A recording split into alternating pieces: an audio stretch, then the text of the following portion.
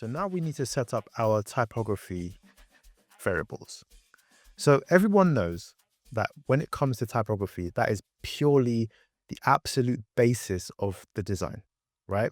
You can have the most amazing layout, add rubbish typography to it, the whole thing crumbles, right? So now what we're going to do is with our variables, we're trying to now create a basically a system-wide mode of consistency across the board. So therefore, our font can be used in the way that it needs to be used. In this video, or in the next few videos, shall I say, we're going to set up things like our foundational variables. We're going to set up our tokens where it will link to those foundational variables. We're going to look at type scale. I'm going to have a little bit of a chat about that. We are also going to set up visually the way we document these our type scale, so people again from the outside team can actually see what we're doing. And on top of that, we're going to set up a component that I like to call type specs, where people again visually can see the different specs associated with that type style. And of course, we're going to set up type styles. Now, I'm going to use a plugin called Styler in order to create the type styles, but I'm also going to show you how to do it the manual way. Both are not very much far apart. The only difference is with Styler, this is where, again, the essence of naming your layers correctly comes to good use because it uses that to create your styles. At the same time, if you're not labeling your layers, even though you should, I'm still going to teach you how to do it the manual way as well. So let's get started. So on our current screen right now, we've now got our color primitives done. We've now set up some color tokens as well, and which is also going to be expanding as we start to create more components. So looking at the brand work we received, we're looking at the type suggestions that we've been given. So we now have to, like we did with the colors, we have to translate that into our system so we can start using that in the actual design of the website or whatever platform you're designing. So off the bat, we can see that we've got about 2 fonts that we're playing with. We have Regality, and Regality will be the primary font. So I'm assuming from experience and from judgment of the way this treatment on the page looks like, we're going to be using this for headings. And then we have Plus Jakarta Sans, and beautiful Google font, one of my favorites, that will be used in terms of, I guess, what do we call these? Overlines. So, you know, your categories and your signposting, things like that. And then for body copy, we're probably going to use, again, Plus Jakarta Sans. So 2 fonts. And it's very much good practice to have at least 2 fonts that you're going to use across your design. Some may have 3, but again, you need to have intentionality. They have to be purpose. Don't just use fonts for the sake of it. Especially if it comes from brand guidelines. Don't try to add anything to that. If it comes from the brand team, stick with what the brand team give you. If you're creating this as your own project, 2 fonts maximum. If you have to use a third, there has to be a good reason. Maybe you might want to use something decorative, for example, where you might want to use like, I don't know, a nice cursive font to highlight certain points of your page. If it matches with the design, so be it. But again, there has to be rules set to these things. And we'll talk about rules as we go because we're already setting rules as we go.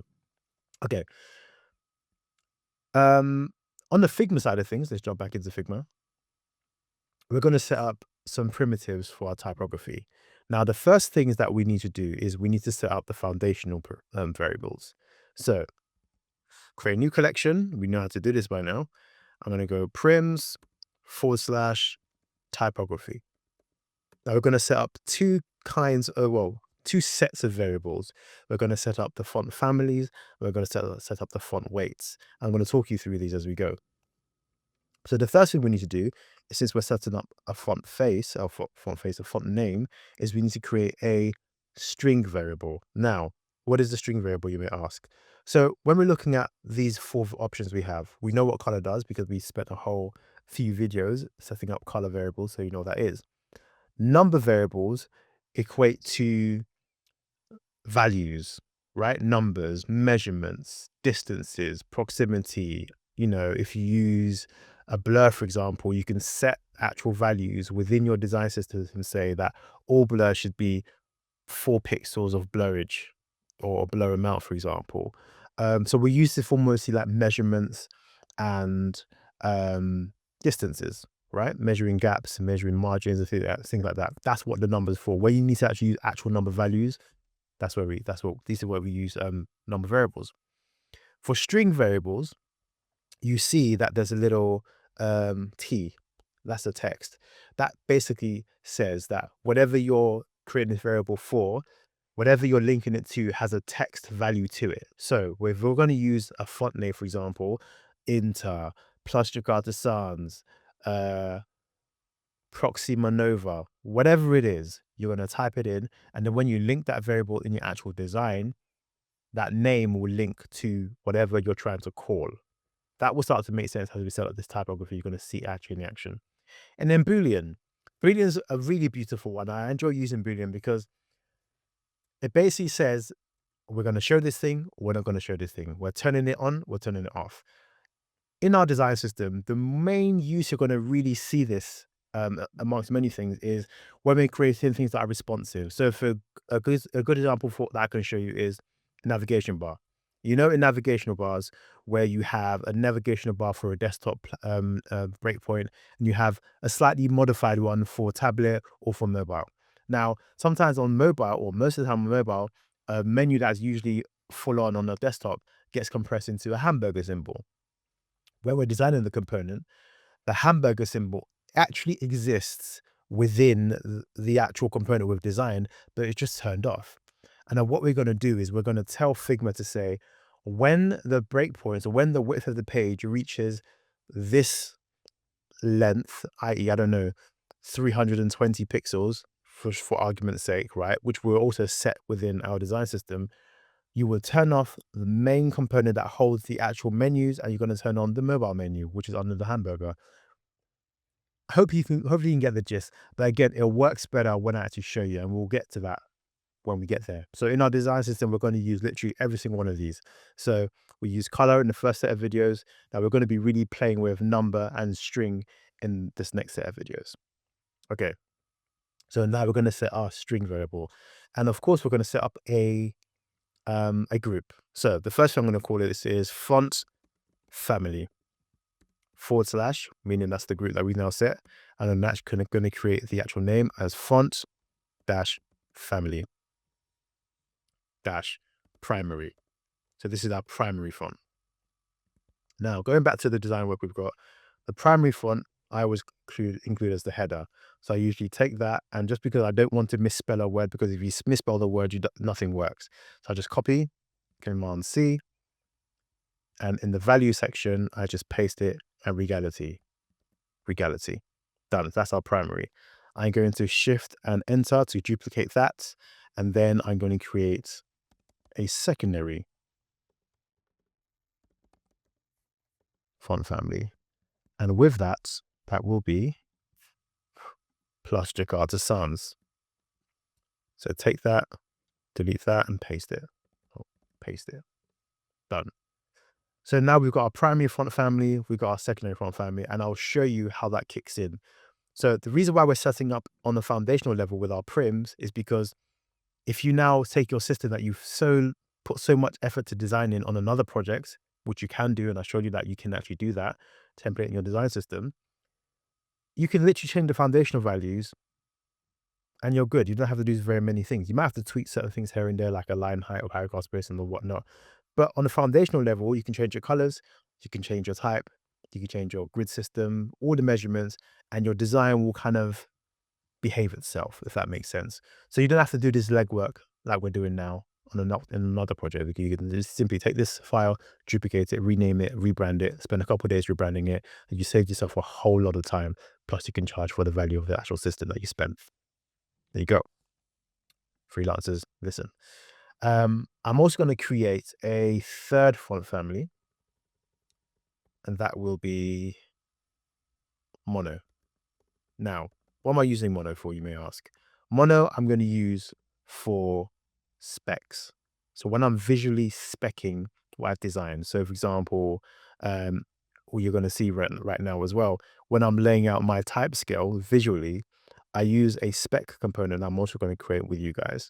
And you're going to see off the bat, literally, without going into opening up the local variables tab, you're literally going to see on the page, the font family is Regality, the font size is 16 pixels, the line height is 16 pixels, so on and so forth, just so people who are also using our system can visually see. And again, I will sound like a broken record, and I will do it as long as I will do it so you can understand. It's important to document as you go.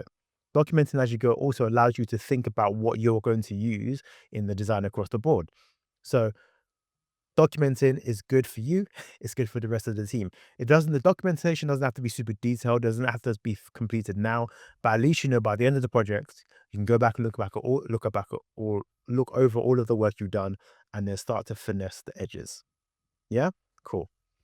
The font I like to use for font family, Mono, is a font called IBM Plex Mono. IBM Plex Mono is, again, is a specky type of font. It's very mono in terms of its aesthetic, and it stands out from everything else. It's not fancy. It's very technical, as you know, as you would see very soon. So we set up primary, set up secondary, we set up mono. That's done. Now the next group we're going to set up is we're going to set up a set of number variables, and we're going to use that for our font weight. So the first font I'm going to set up is font weight dash 400. Now let's talk about this font weight being a number. So I'm going to send you over to Google Fonts, and you just see the tab about TypeScript system. We're going to talk about that very soon as well. Let's go to Google Fonts, and let's look at this font that we're actually playing with, which is Plus Gigato Sans. Okay, now when it comes to font weights, right? Let me move this out the way. When it comes to font weights, every font weight has two components to it. Think about it. We have the actual name, which if you're using in another software like Photoshop or InDesign or Illustrator, you'll most likely have the font weights listed out as names: extra light, bold, so on and so forth.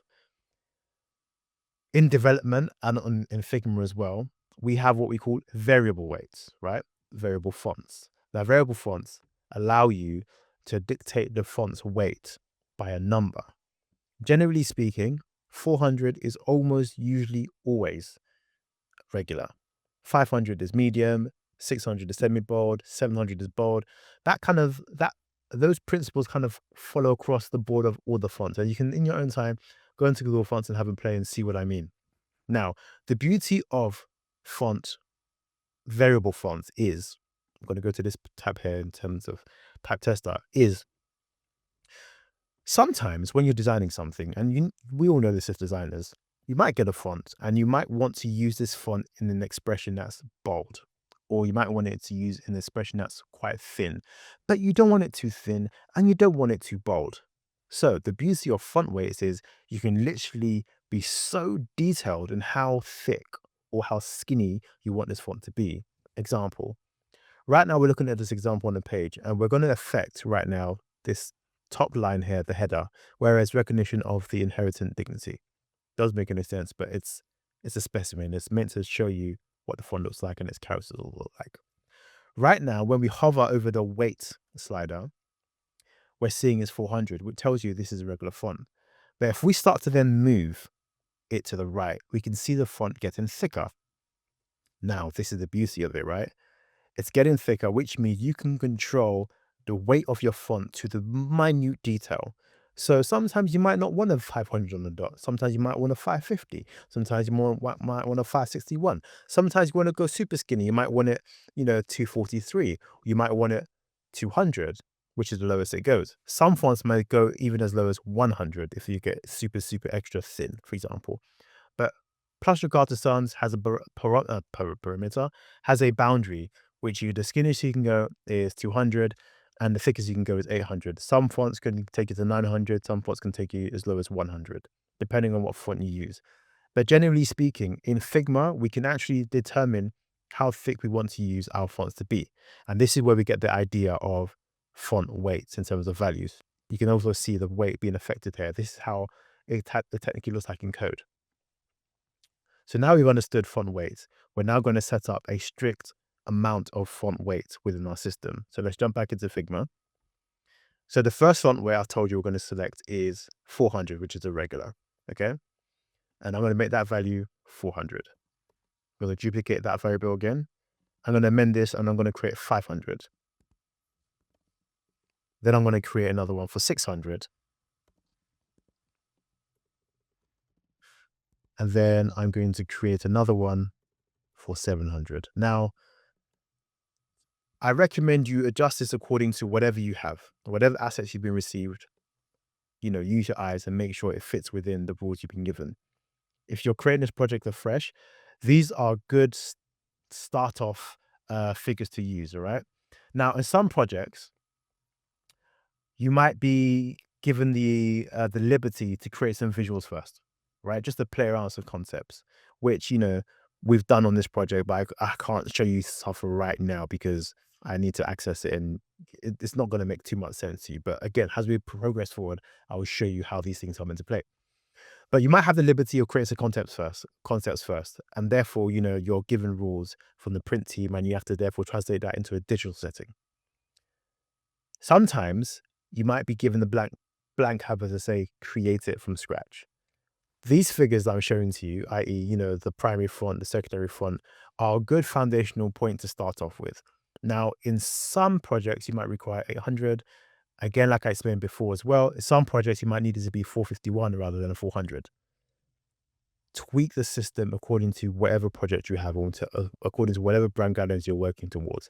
And the beauty of setting up a design system within Figma is the fact that we're creating all of this flexibility. So if the client turns around and says, which they will most likely do at least once in the project, to say, I don't like that color. I think that font is too skinny. I think the spacing between the letters is too wide. All you need to do is go into your system, tweak the numbers, and the design is literally going to amend itself. And there you go. So what would initially back in the day take you a whole day or two to do, you can do it at the touch of a few buttons within your variable system. I hope that's clear.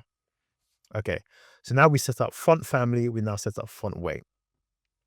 Another thing that we need to set up, which is another crucial primitive collection, is spacing and sizing. Now, why do we need to set up spacing and sizing? We need to set up spacing and sizing because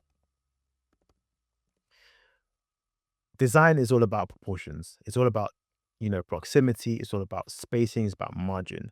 And if we don't have a set amount of values within our system that determines how far something can be, how big something can be, how round something can be, you're going to find yourself along the lines in the pickle because nothing's going to look consistent. And the reason why we're setting up a system, that's right, for consistency. So we're trying to set up consistency across the board, literally across the board. So when we're setting up our spacing, we're going to create a set of values that we're going to use across the board. And now this now leads into us talking about type scale, which is just one of the applications of what we're going to use the spacing and sizing primitives for. I'm going to jump back into Google Chrome real quickly. So when I was growing in the industry and I was making digital products, I found myself kind of creating my own kind of type scale, but again, there was no particular system. I was just kind of eyeballing things. So I knew that my headers would be this big, and I knew my button size would be this big. And a good friend I was working with on the project at the time, and this is why it's really good to have good designer friends with you because you can bounce things off each other, said, Mike, I realized, because we're working on the same project together, I realized you have a type scale in place. So therefore, I didn't know what font you wanted me to use for this particular page. So he shared with me that when he was learning about product design and UI design, one of the design directors that he was working with introduced him to material design and introduced him to creating your own system using multiples of a particular number. Now, from that day, which was many years ago, I've always used multiples of 2, 4, and 8. Why 2, 4, and 8?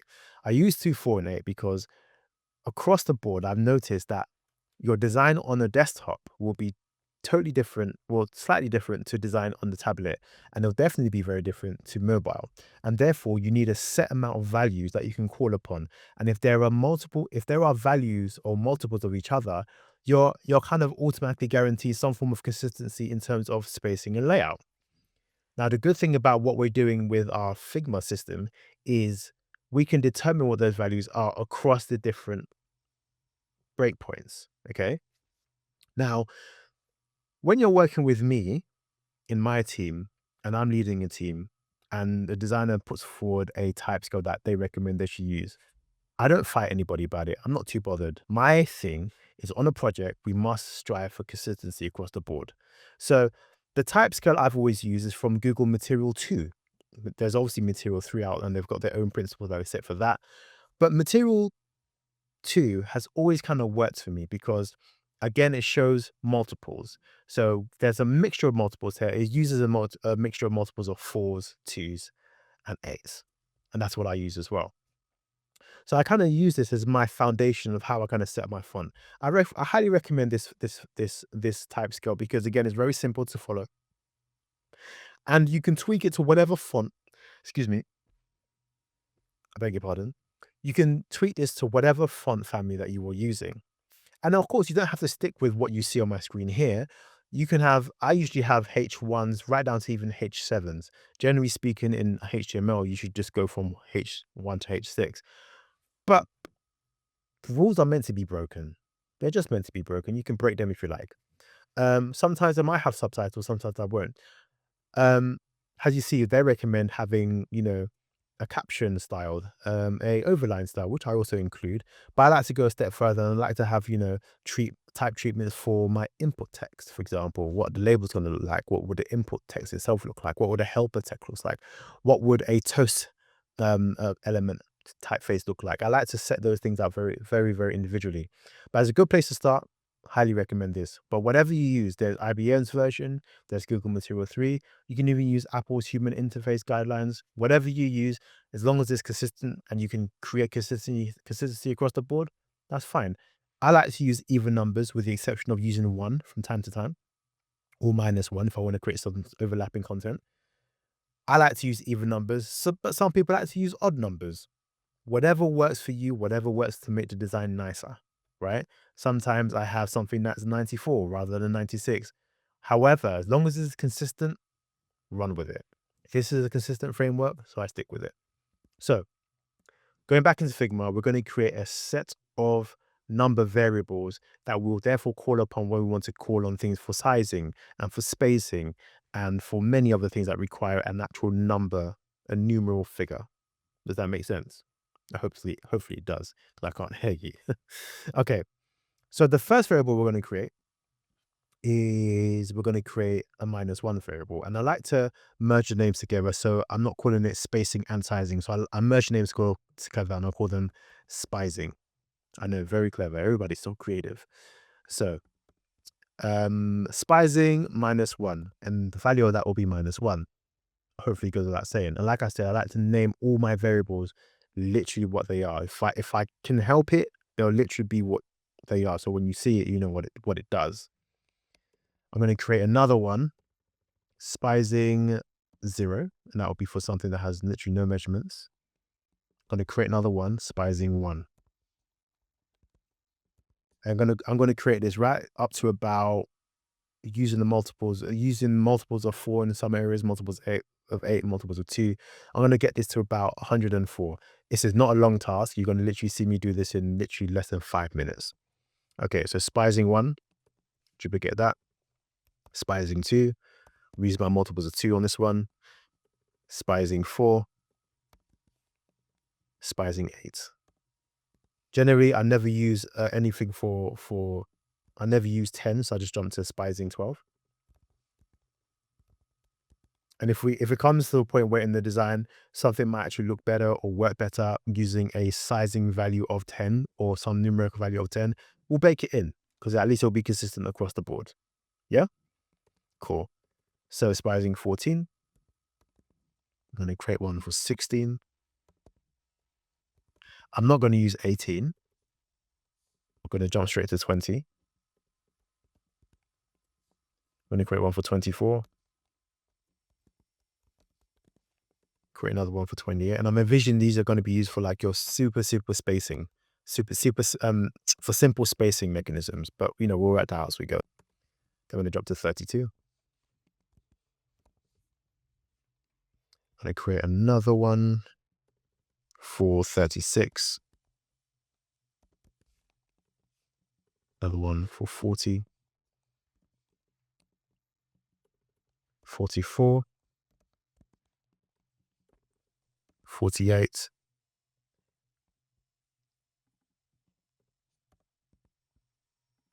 Then I'm going to jump to 56. If I need a 52, I'll add it later on. 56. When we jump to 64.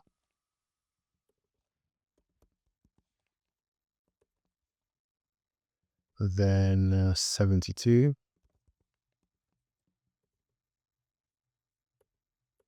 Then 80. 88. Oh, I'm going to do that. 88. 96. 104. And then I'm going to add one more, which you're going to be like, what? Spicing 999. Now, I use this because I mainly use things like this on button radiuses. So when you want to create around the button, you want to make sure that there's no chance that whatever sizes this screen is going to grow is going to turn into a square at some point or some rounded square. 999 guarantees that it's always going to be round. Okay, cool. So now you've seen how I've easily set this up, right? And on the lower numbers, I've included more numbers to play with for the smaller numbers because I'm thinking of smaller measurements. For example, 2 cards may be 2 pixels rather than 4 pixels or rather than 8 pixels.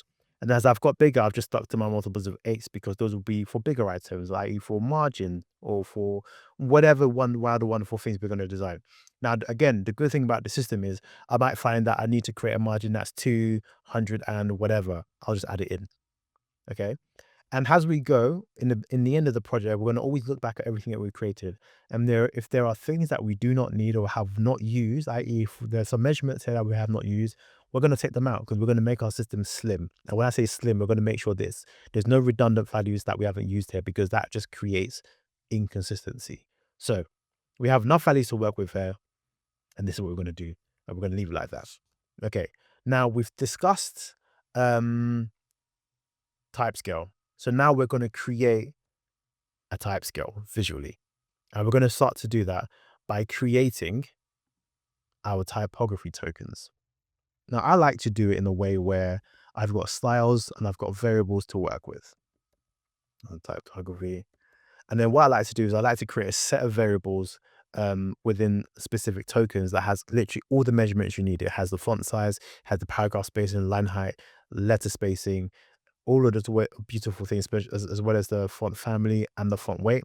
And I put them into kind of one set of variables that we can use. So therefore, I can call on them in my type styles. Now, to you, that might feel like a bit too much, but when we're designing, we're not going to be calling upon our variables. We're going to use our variables within our styles. That's the whole idea of it. So we're going to now set up a new frame because, like I said before, we like to document things as we go. So that will be the new page. I'm going to call this typography. And because I'm so proud of the way we've designed our system, I'm going to change this to light mode. Ping.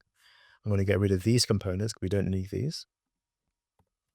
And I'm going to rename this particular component here typography / desktop. In fact, I should actually name my frame that as well. / desktop.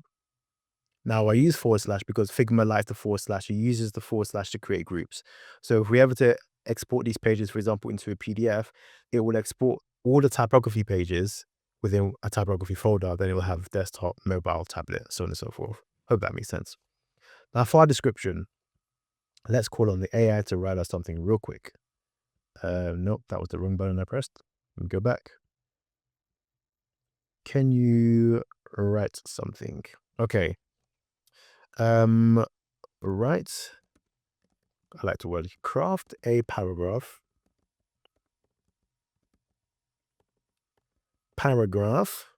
That explains the purposes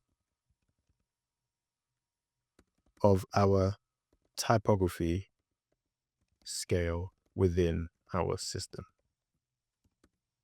Mention that we use Regality for headers plus a Jakarta, and I'm literally typing this off my head, plus Jakarta Sans for everything else. So it's going to rewrite this. It's going to create something. Cool. In our design system, typography is essential for establishing hierarchy and readability. Yeah, that's correct. We utilize, with a Z, I'm really slow at that slide. We utilize Regality for our headers, which adds a touch of elegance and draws attention to key messages. I like that. For body text and other elements, we rely on plus Regality Stars to ensure clarity and a modern feel. This combination not only enhances the visual structure of our content, but also reinforces our brand identity, making it easier for our users to engage with our digital experience. That's nice. The copywriters may want to change that, but we've done our bit. Okay. So the next thing I'm going to create is I'm going to create a component that we're going to use over and over again to help us visually represent what we're laying out. The first component I'm going to create is what I call the spec component, and that's going to contain information on a visual front that people can see, i.e., again, what the front looks like, how big it is, what the letter spacing is going to be, so on and so forth. And we need to use these because we're going to use this across desktop, tablet, and mobile.